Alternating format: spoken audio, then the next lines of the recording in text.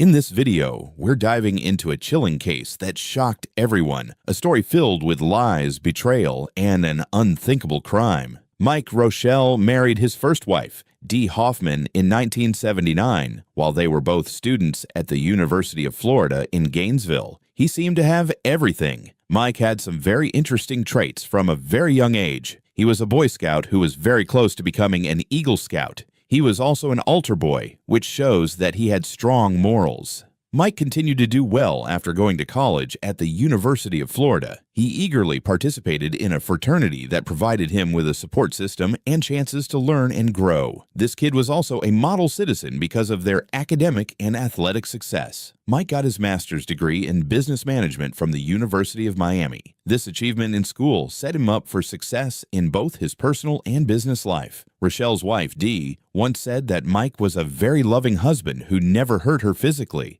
But Mike's relationship with Dee had hit a breaking point, even though things seemed to be going well. Mike liked his two daughters, Caroline and Kate, very much. Even though Mike was very successful at work, he spent a lot of time away from his family because he had to travel for long periods of time. So while they were growing up, his girls got used to not having him around. After 25 years of marriage, Dee went to Mike and asked for a divorce. Dee moved out of the house they shared. Dee planned for things to be set up this way so that Caroline and Kate would have a place to stay when they got back from college. At age 49, Mike was single for the first time in a long time. In the middle of the 2000s, Mike chose to start dating on the internet because he wanted to find love again. Internet dating was becoming more and more popular at this point, and Mike made an account on Match.com. A Hispanic nurse named Susan O'Brien, 38, and he got in touch with each other pretty quickly. Mike and Susan went on great dates and trips together as their relationship grew.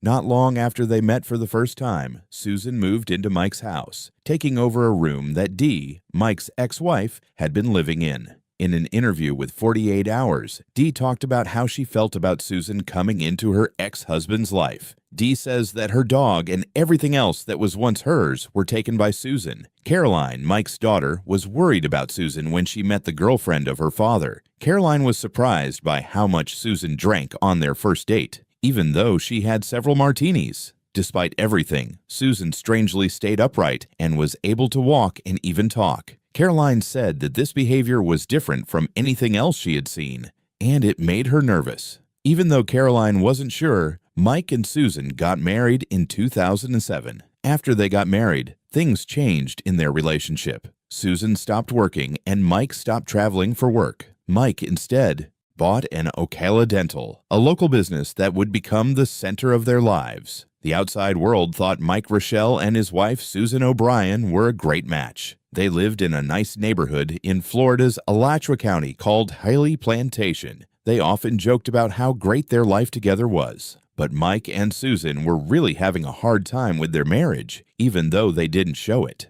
In the summer of 2007, Mike and Susan wrote up a prenuptial agreement. Their friends and family were surprised by this sudden change because they had always been seen as a strong and united pair. What made Mike suddenly ask for a prenup? Mike made his choice after something happened at one of his daughter's house parties. Susan, who has a bad temper, used too many bad words around Mike's daughter, which led to a heated fight. Because of this event, Mike thought about how to protect his funds in case he got divorced. Even though Mike and Susan seemed to be in good financial shape, there were problems going on below the surface. When Susan told Mike that she owed $35,000 on her credit cards, it made Mike very worried. Susan's dislike of Mike's girls was a big source of conflict in her relationship with Mike. Caroline said she could only talk to her dad when he was in his car by himself. It was hard for Caroline to have deep conversations with her father because Susan didn't like Caroline or his girls. Even though Mike and Susan were having problems, their relationship seemed to be getting better, at least on the surface. When Caroline got engaged in 2016, Susan became very active and wanted to play a big part in every part of the wedding.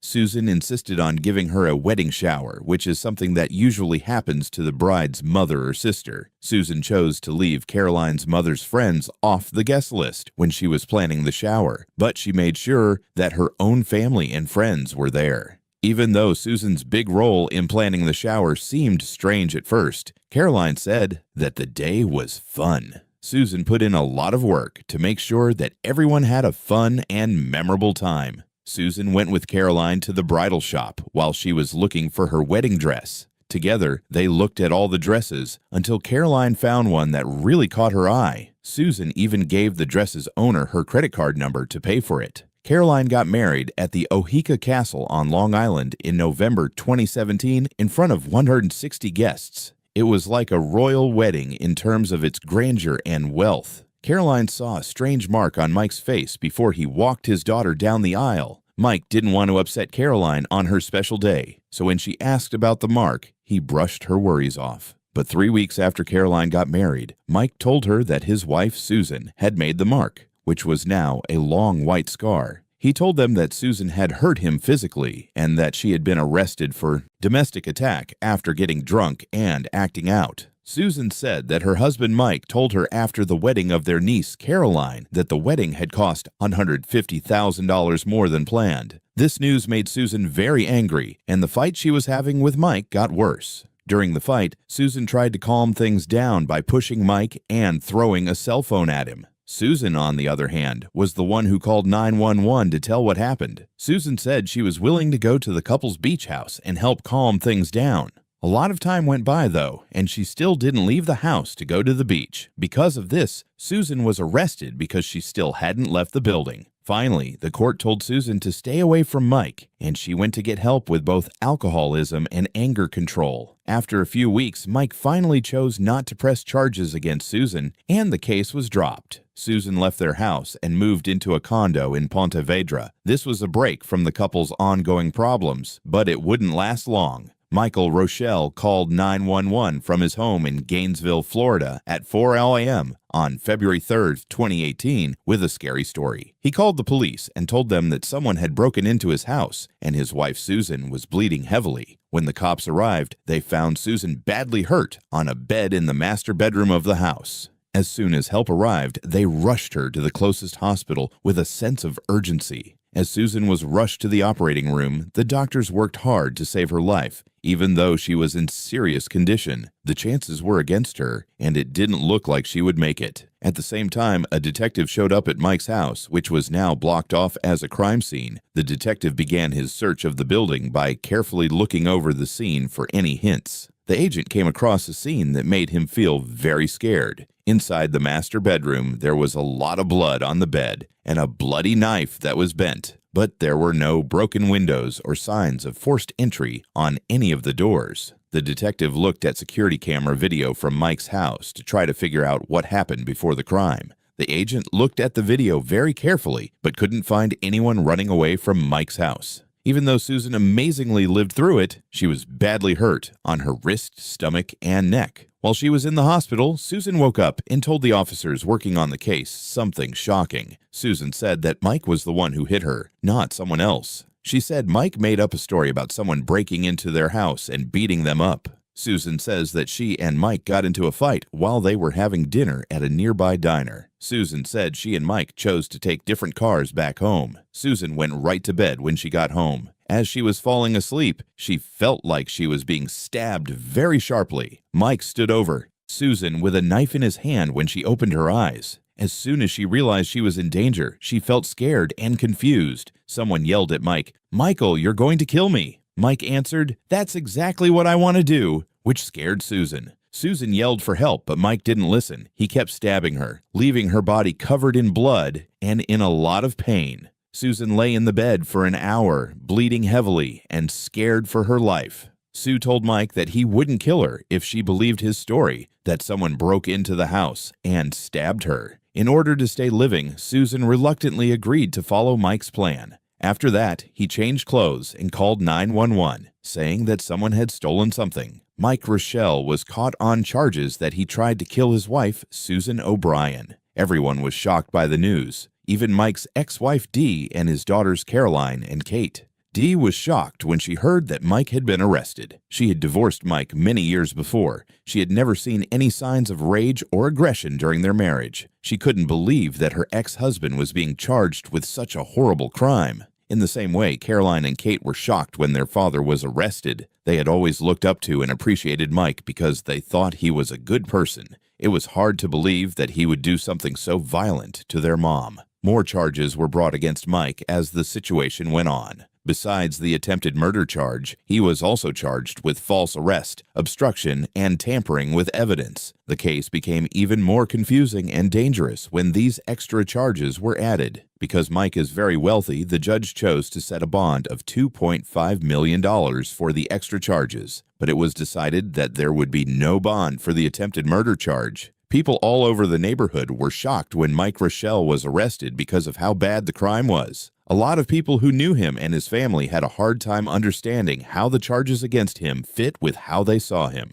A few months after being arrested in February 2018, Mike was arrested again on June 29th and charged with trying to get someone to commit a deadly crime. Mike was charged because it was said that he tried to hire a prisoner to kill his wife, Susan. The state's attorney's office says Mike asked 33-year-old Roderick Germain McClellan for help. McClellan was also charged in connection with the alleged murder-for-hire plan. People who followed the hearing in 2019 learned more about how difficult Mike and Susan's relationship was. Mike told a story during the trial that showed his marriage was tense and unstable. Mike's evidence showed that he and his wife didn't let many people into their home. Mike says that this rule was mostly put in place because Susan didn't want his friends from his old university's advisory board to come over. Mike's charitable work was another thing that made things difficult between him and Susan. Mike told the judge that he liked giving money to charity, which sometimes got him into arguments with his wife. Mike says Susan often told him she would divorce him if he went to committee or country club meetings or gave money to charities without her permission. Mike said he had a problem with giving to charity, but Susan's buying habits didn't seem to be stopped. Mike told the judge that Susan bought clothes and jewelry without asking him first. The difference in their wealth made their marriage even more difficult, as Mike was constantly stressed and angry about money issues. Speaking in court, Mike also said that Susan sometimes used violence to settle disagreements. Mike said that Susan threw a wine bottle at him from the top of the stairs and hit him in the shoulder in July 2016. That wasn't a one-time thing. Michael told the judge that Susan had thrown dishes and heavy mugs at him before. Mike told the judge that he never told the cops about any of the violent events and never asked for help. Mike did, however, take shots of his wounds and show them to his daughter, Caroline. During the trial, Mike kept saying that he loved his wife and wanted to stay married to her, even though she abused him. Mike, on the other hand, said he was always afraid of getting hurt around her. Mike asked Susan to dinner on February 3, 2018, so that they could try to fix their relationship. He picked their favorite steakhouse because he thought a change of setting and a romantic dinner would help them get back together. Mike got a text message from his daughter Caroline during dinner, which made Susan mad. It got weird and tense at dinner after that. Susan got even more angry, and when the meal was over, she took an Uber out of the restaurant. In his car, Mike chased her. Susan sent Mike a text message on the way home that said, "Good luck with that bitch." The message was about his daughter, Caroline. Susan thought that Caroline would ruin any relationship Mike had in the future. Susan and Mike got home that night, but they didn't talk to each other. Instead, they kept talking to each other through text messages. Susan told Mike that she was going to file for divorce and leave the next morning. Around 10:13 p.m., Susan sent Mike one last text message. It dealt with his major problems setting limits with his daughter. Susan says that she was in the guest room by herself when Mike walked in and jumped on top of her. Susan felt pain in the middle of her stomach and saw that her husband had a knife in his hand. He told her he had stabbed her when she asked him if he did it. Susan said Mike told her they weren't going to get a divorce and talked about a tense, violent fight in which her left thumb was cut. She said that Mike cut her wrists and stabbed her several times. When the fight broke out, Susan got seriously hurt. She said in court that she lost a lot of blood, which made her throw up and lose control of her muscles and body processes. Mike is said to have told Susan that he would lay with her until she died. Susan said she was just trying to stay awake when Mike thought of the idea that someone had broken in and attacked her. But Mike's account of what happened was very different. Mike said that when he went into Susan's bedroom, she was lying on the bed with a knife in her hand. They fought over the knife, and when they both fell to the bed, the knife hit Susan in the stomach and killed her. Mike didn't say how Susan was stabbed in the neck and thumb, though. During his testimony, Mike said that he was going to call 911 for help because he hurt Susan by mistake during a fight. but Susan is said to have told him not to because she was afraid of getting caught again for domestic violence. Mike says that they laid together for hours while she bled to death. Mike said it was one of the best talks they had ever had while they were lying there. During the chat, Susan and Mike talked about where they were going to travel next. What a dream it was for them to go on a river trip and see Germany, Tuscany, Florence, and Greece. The prosecutor said that if Mike was telling the truth, he and Susan were talking on a bed that was full of blood, vomit, and human waste.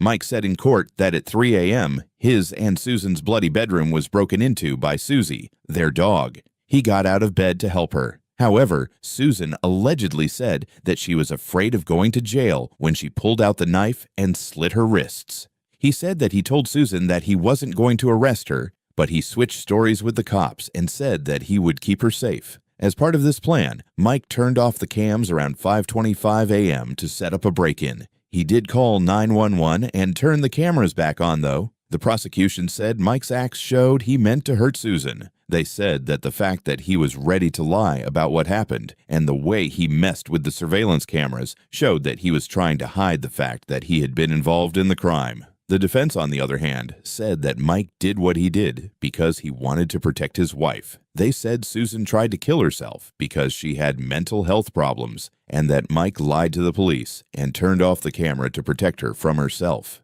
In Mike's defense, a bloodstain pattern expert said that he had looked over the medical records that backed up Mike's story. This person said that Susan would have died from blood loss if her wrist had been cut around 10 p.m., as she said. But if Mike's story were true, it would have made more sense for her to have lived since help came quickly after the attack. The prosecutor didn't believe Mike when he said he wanted to get back together with Susan. They showed proof that Mike had been to 3 dating sites, which seemed to show that he wasn't interested in getting back together with his ex. Mike's defense, on the other hand, showed that Mike had visited several websites for abused husbands. After a 9-day hearing, the jury took 4 hours to decide what to do. When they finally came back with a decision, Mike was found guilty of attempted first-degree murder and other charges. Mike was given his sentence in December 2019. Susan, on the other hand, did not go to the meeting. Caroline, Mike's daughter, spoke to the court and said she was proud to be her dad's daughter. She said that over the years, Mike had always put others before himself and been kind and caring. Several friends also spoke up to say nice things about Mike. They called him a kind, polite person and a gentleman. The state wanted Mike to get 50 years in prison, but the judge only gave him 30 years. But Mike is very likely to die in jail because of how old he was when he was caught. Thank you for staying until the end. What do you think about this case? Share your thoughts and don't forget to like and subscribe. Stay safe and see you next time.